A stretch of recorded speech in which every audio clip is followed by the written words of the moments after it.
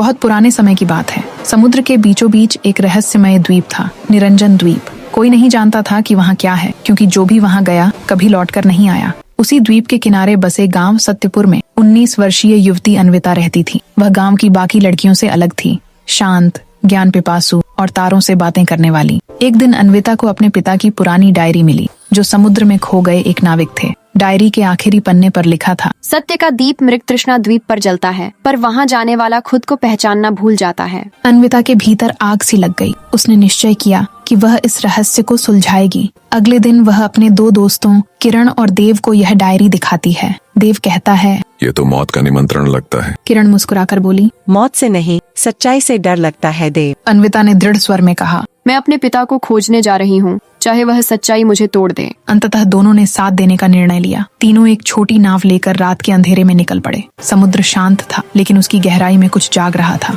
आसमान में बिजली चमकी और अचानक नाव भयंकर तूफान में फंस गई। जब सब शांत हुआ तो तीनों ने खुद को एक अजीब द्वीप पर पाया। वहाँ के पेड़ चमकते थे और हवा में अजीब फुसफुसाहट थी, जैसे कोई अदृश्य शक्ति उन्हें देख रही हो। अन्विता ने कहा, यही मृगतृष्णा द्वीप है।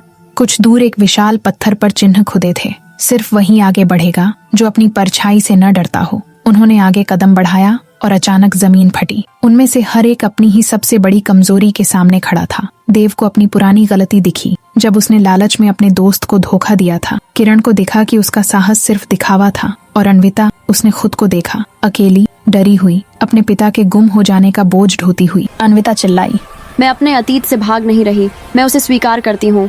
जैसे ही उसने यह कहा, पूरी भूमि कांप उठी और एक दिव्य प्रकाश फैला। तीनों ने खुद को एक विशाल मंदिर के सामने पाया। मंदिर के बीचों बीच एक नीला क्रिस्टल था, जो धड़कता हुआ प्रतीत होता था। तभी एक स्वर गूंजा, मैं मायालोक का रक्षक हूँ। यह द्वीप सत्य की परीक्षा है। जिसने खुद को जीत लिया वही प्रकाश को पा सकता है। अन्विता ने पूछा, मेरा पिता कहाँ है? रक्षक बोला, वह सत्य में विलीन हो चुका है, लेकिन उसकी आत्मा इस द्वीप में जीवित है। क्रिस्टल चमक उठा। उसमें अन्विता को अपने पिता की मुस्कुराती छवि दिखी। उन्होंने कहा, बेटी, तू वही कर रही है जो मैंने अधूरा छोड़ा था। प्रकाश तेरा उत्तर है। तभी द्वीप पर अंधकार छा गया। समुद्र से एक काली धुंध उठी, मायाधार, जो द्वीप की ऊर्जा को निगल रही थी। देव घबरा गया। अब क्या करें? किरण ने कहा, शक्ति भीतर है, बाहर नहीं। अन्विता ने पिता के शब्द याद किए। प्रकाश तेरा उत्तर है। उसने हाथ फैलाए और क्रिस्टल के चारों ओर घूमते हुए प्रार्थना करने लगी। क्रिस्टल का प्रकाश उसके हृदय से जुड़ गया। तीनों मित्रों के चारों ओर दिव्य कवच बन गया। उन्होंने एक साथ पुकारा, सत्यमेव जयते। द्वीप पर फैलता अंधकार पल भर में मिट गया। आकाश से प्रकाश की वर्षा हुई।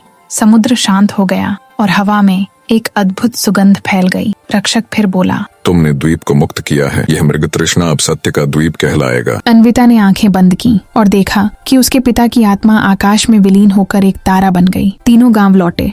अब वे वही लोग नहीं रहे। उनके भीतर का भय मर चुका था। गांव के लोग उन्हें नायकों की तरह देखने लगे, पर अन्विता के लिए असली जीत यह थी कि उसने अपने अंदर का अंधकार जीत लिया था। कुछ महीने बाद सत्यपुर में भीषण सूखा पड़ा। लोग फिर निराश हो गए। एक रात अन्विता गांव के बीचों बीच गई और उसी द्वीप से लाई हुई नीली मिट्टी खेतों में बिखेर दी।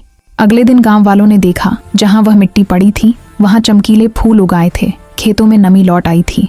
लोग खुशी से झूम उठे और इस तरह सत्यपुर फिर से खिल उठा, क्योंकि एक लड़की ने अपने डर से लड़कर सच्चाई को पहचान लिया था।